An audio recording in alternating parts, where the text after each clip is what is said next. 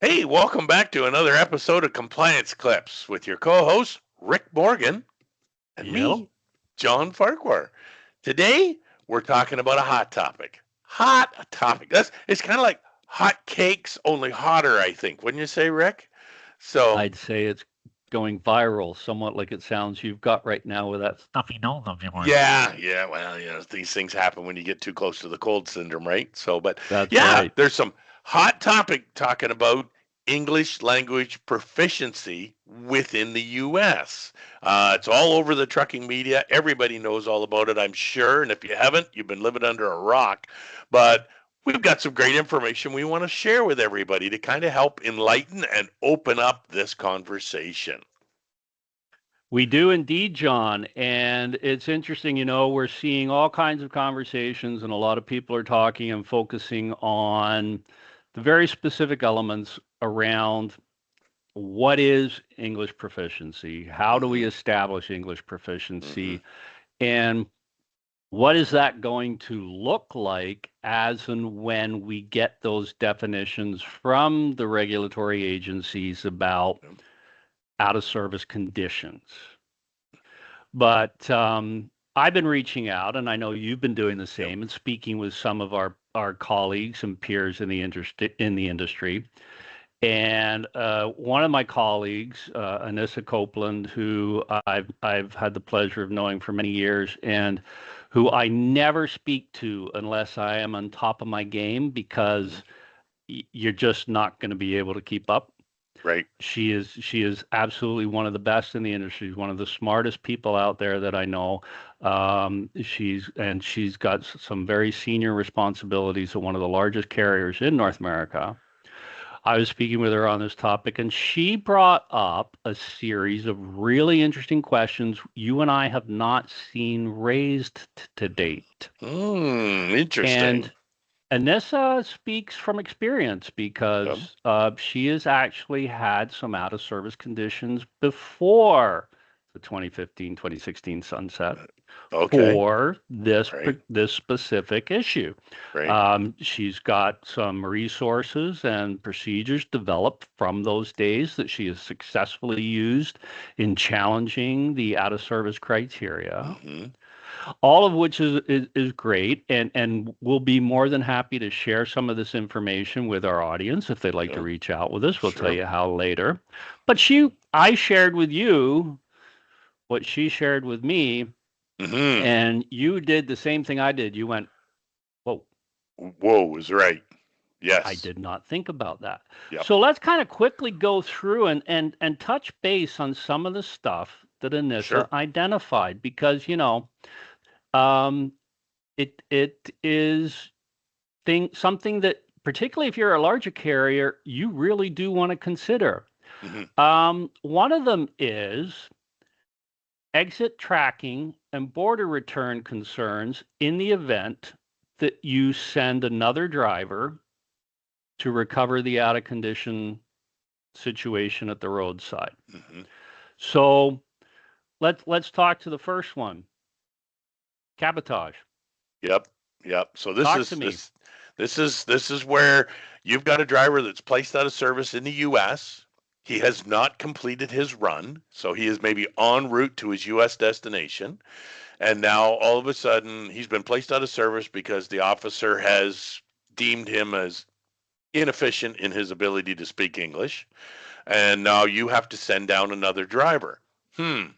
So we've got to bring back the out of service driver. Maybe he just rides along in the truck, but we got to get a guy down there, and time is of the essence because maybe we've got a perishable load. Mm-hmm. Um, so Livestock, maybe we fly hazmat. the driver down.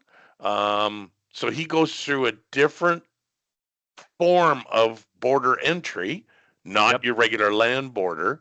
So now we have a different means of coming in, and then when he's going to exit, they would not have a record of him coming in via a land border. That's right. He wouldn't have been entered as the person in charge of that vehicle or as a Right, passenger in that vehicle when it entered the U.S. right. And then you add in cabotage because now the driver is now going to by whatever means, fly into the nearest airport, get a taxi to take him to that inspection station where that truck and trailer is, pick that up and carry it on to its final delivery destination in the U.S., because which the shipment is stopped right, in route, right? right, And it not at a regulated or scheduled destination. right, So it has been paused in transit.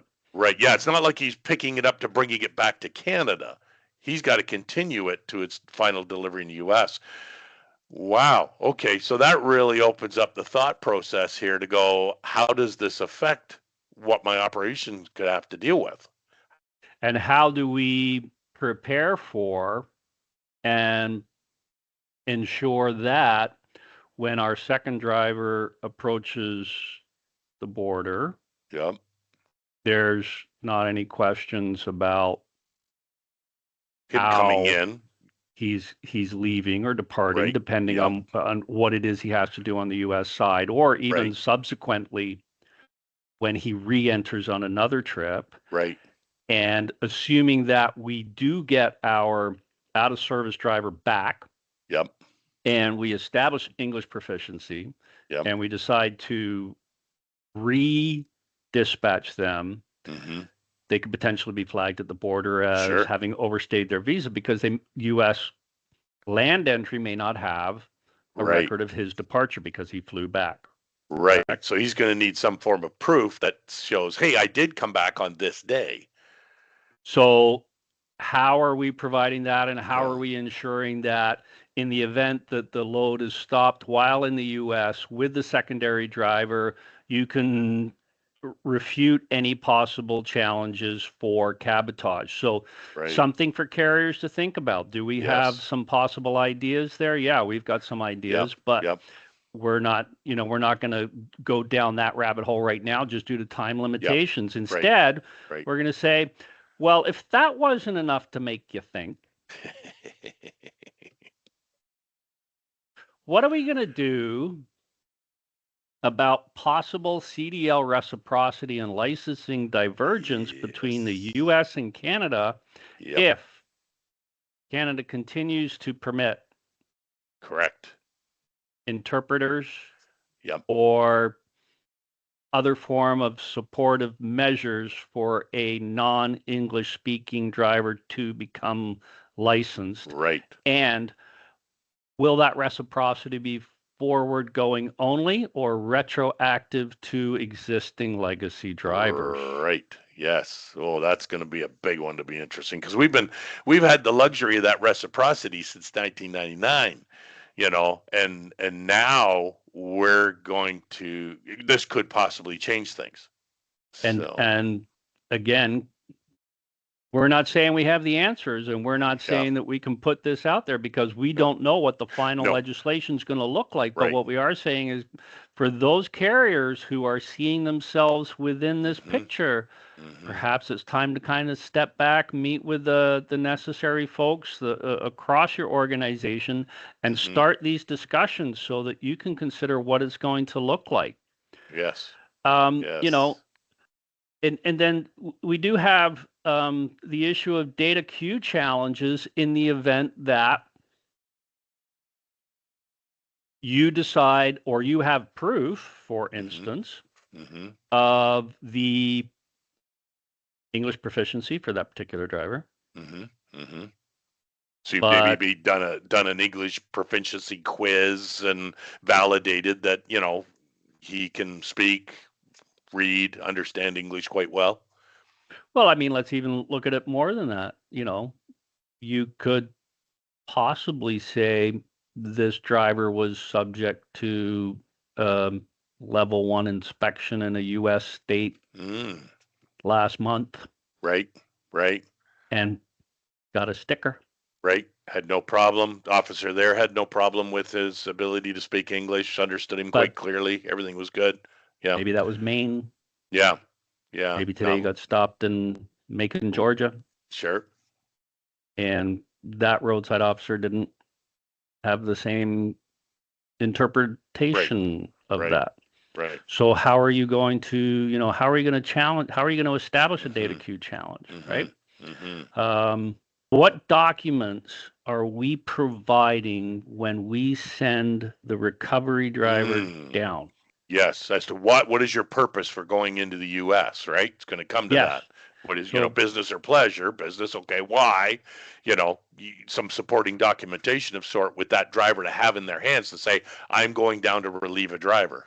So, yeah, because I mean, how many times I know I had this in my career at one point. I was working for a large logistics provider for an automotive manufacturer that had facilities on both sides, mm-hmm, and we were providing training right. for the Canadian logistics personnel at the U.S. location. And Mm-hmm, when a neophyte out of school just joined the organization, right. was driving down to that training, and he was at the bridge, he got asked, what is it, business or pleasure? He Mm-hmm, said, well, I'm going for work.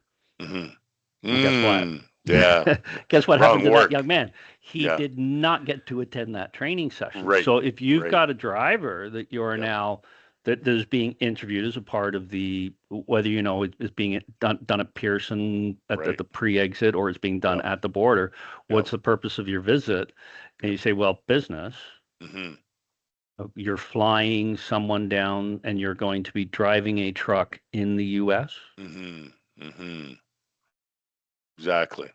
Um, Gonna need so more clarity. Gonna need something to prove what it is you're You're doing. probably going to So, want some official letterhead mm-hmm, documentation. You're probably going to specifically be stating how this is not mm-hmm, cabotage, mm-hmm. Right. right? And what's triggering it, right? So all of these things are things for the folks to consider. Yeah. What else are you thinking about this? You and I had a chat, and this is the one where now Rick gets to shut up and listen to you Mm-hmm. because this is Well, your area. Let's just talk about some of these implications if we've got sensitive commodities which yep. may, as a result of the detention, be undeliverable, Mm-hmm. spoiled, Yep. dead, Yep. whatever the case may be. If you get stopped at roadside Mm-hmm. and if you're placed out of service, even for 8 to 10 hours that it might Mm-hmm. take to recover that, for some loads, though, that 8 to 10 hours would be enough Sure. Sure. to destroy them. Yep. Like the receiver might is within their rights, depending on the Yep. contract, to say no. Yep. Yep. What are the insurance implications of that, John? Well, from what I know, not a whole lot, to be honest with you, because a lot of them, there's a good chance those claims could possibly be denied, because there really is no physical damage done to the cargo, due to a crash, collision, or something along that line. It's not a mechanical breakdown of the reefer trailer if it's a perishable goods or anything along that line. Now, doesn't mean there isn't insurance coverage out there for something along this line, some type of business interruption type program, but this would be something that is going to be want to have a good conversation with your insurance broker about to find out, but at the same time being aware that with no coverages in place, it is going to be a huge cost to you by all means. And then add to that potential that if you are stopped roadside, not necessarily at an inspection station, but Correct. roadside and put out of service, you could be looking at towing charges, storage fees until that replacement driver can come down, and those will all have to be taken care of, and those won't be covered.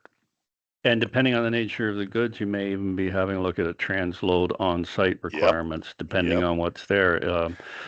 Or you may have to find a subcontractor that you can have Mm-hmm. hooked to the Mm-hmm. trailer if it's, for instance, we Continue it. talked about Yep. livestock. Yep. Yep. Because you've got all of the unique requirements of moving livestock, Mm-hmm. or if you've got um, certain materials such as the cutback asphalt, which needs Mm-hmm. to be delivered within a set period of Mm-hmm. time.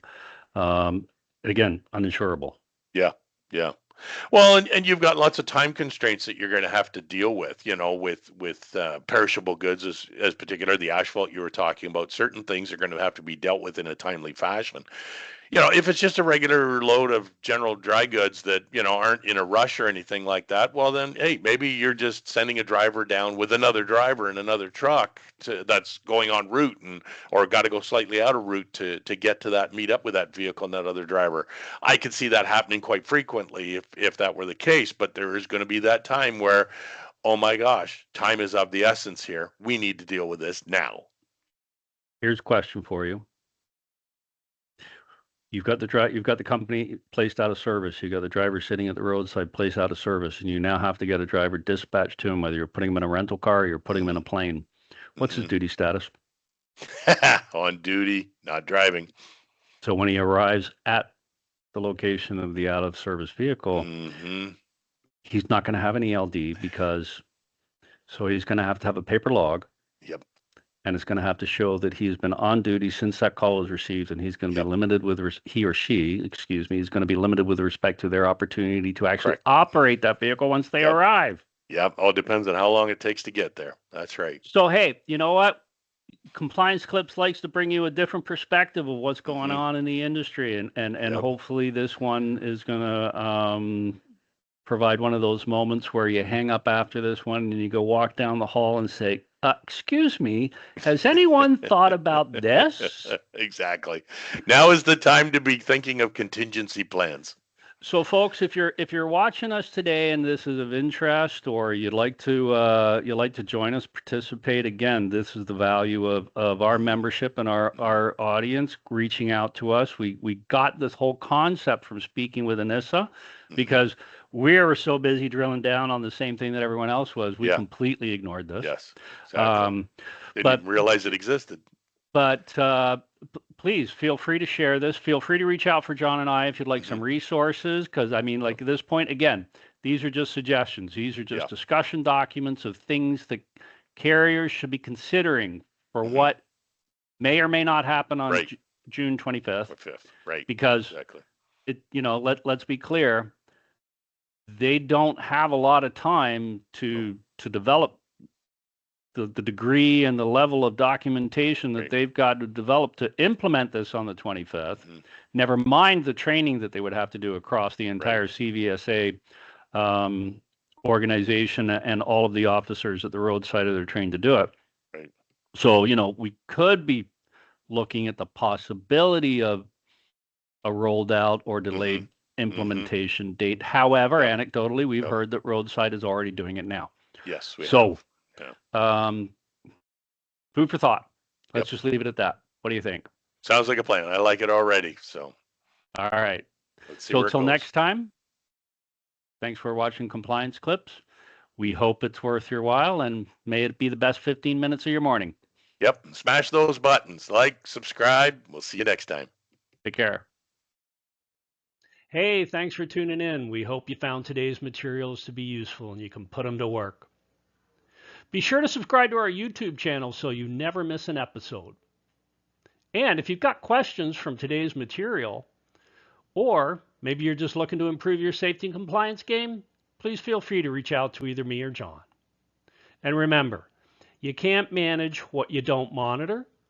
The key to compliant profitability is just one phone call away. So until next time, put the phone down while you drive and keep your eyes on the prize.